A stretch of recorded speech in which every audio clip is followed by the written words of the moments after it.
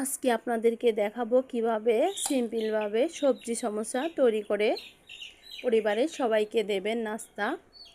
প্রথমে একটা আটার ডো বানিয়ে নিয়েছি, নিয়ে এটাকে সুন্দরভাবে রুটিতে বেলে নিয়েছি। নিয়ে এবার সবজিগুলো আটার ভিতরে দিচ্ছি, দিয়ে চেপে চেপে দিচ্ছি।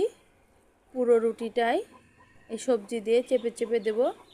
এই যে আমার দেওয়া হয়ে গেছে। এবার দুই হাত দিয়ে রুটিটাকে সুন্দর করে কয়েকটা ভাঁজ দিয়ে নেব। নিয়ে এবার মাঝখান বরাবর রেখে দেব। দিয়ে এবার ছুরির সাহায্যে আপনারা আপনাদের পছন্দ মতো কেটে নেবেন। এই যে পছন্দ মতো কাটা হয়ে গেছে।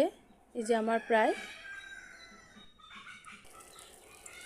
এবার আগের থেকে তেলটা চুলোয় কড়াইতে দেওয়া ছিল, এবার ওরা দিয়ে উল্টিয়ে পাল্টিয়ে ভেজে মচমচা করে নিয়েছি। আর এই সমোসাটা খুবই মজার হয়, আপনারা বাসায় একবার ট্রাই করে দেখতে পারেন। সাথে